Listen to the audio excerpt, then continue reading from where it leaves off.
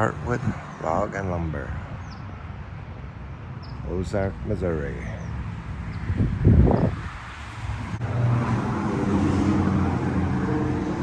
This is Heartwood Log and Lumber in Ozark, Missouri. Some interesting cuts of woods at fairly reasonable prices.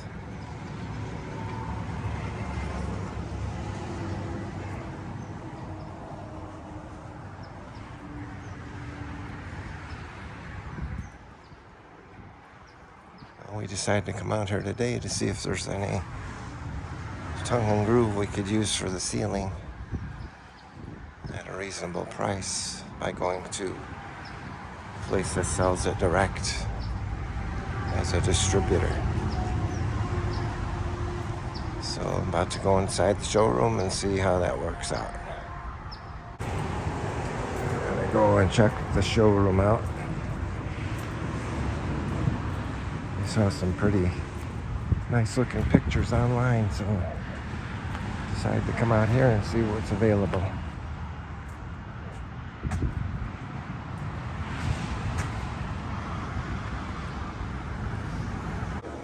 It's like my wife always says, only in Missouri. This is the men's sink for the washroom.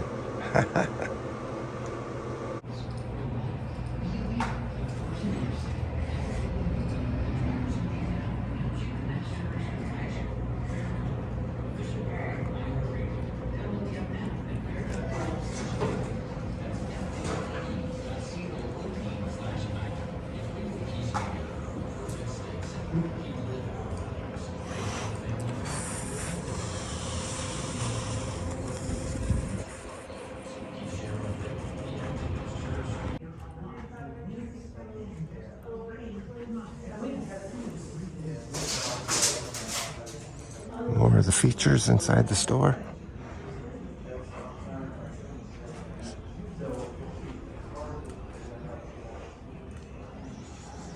I'm really liking this table. I'm going to get it in a lighter finish if I do that.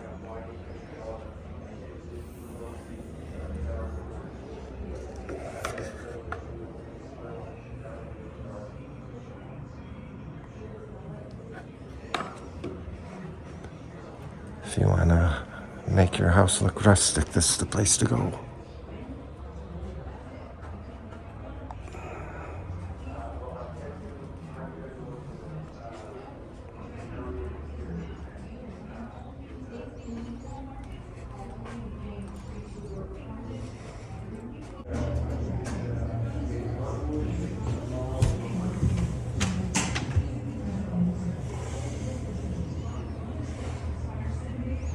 So that was our day at the wood supplier.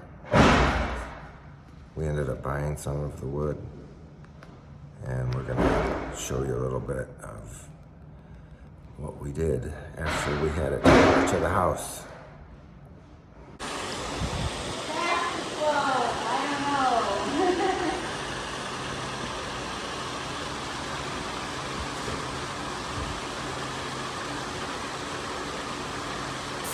So we're prepping our doors to get ready to go to the ceiling. Putting some urethane on them.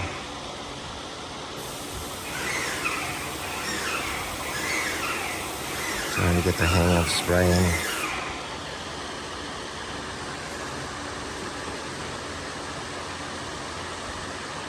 And this is what we're trying to do with boards. Some have first coat, some have second coat, and some are finished coat.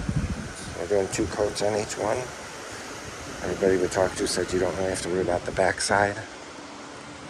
You mostly have to make sure you get your tongue in case the boards move once they're installed. You don't want the unfinished part showing. So it's crucial to get that tongue very well covered. So that's where we're at in the project. It's all gonna end up there. Hopefully in a few more days. So she sprays. I go back to the garage. We decided that 4 at a time is the best numbers. And this is how much more we got left to spray. We've probably gotten through about a third of the stack. We started out hand brushing everything, but it was just moving way too slow. All because we had the sprayer and we were actually kind of hesitant, not ever doing spray before. And then we just decided, what we got to lose, let's try. So spraying is definitely a must on this stuff. So yeah, the biggest problem is where to store all this stuff once it's finished to keep it out of the way of the installers, but at the same time still giving them easy access to it. So it's going to be interesting how it all works out. Some of the finished product we were just going to try loading on the scaffolds as much as they'll hold. That way they can be pushed around and maneuvered to help those guys pick and choose whatever they want. So, had a few mishaps yesterday when we first started spraying, trying to figure out how the thing would get going. The prime tube fell out of the bucket and it was pumping our solution all over the floor without us knowing it. And my wife looked over and saw there was a big wasted half a gallon of paint on the floor, or urethane, and that stuff is like $70 a gallon. So that was not something we wanted to have happen. So we're figuring about 8 or 10 gallons for 1,250 feet, all double coated. So hopefully that'll do it. Do you have any comments for your final spray? Absolutely. This is the last of the boards. Praise the Lord.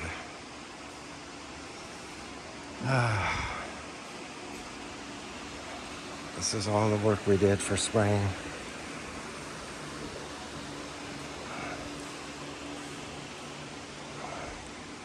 Almost 300 boards altogether.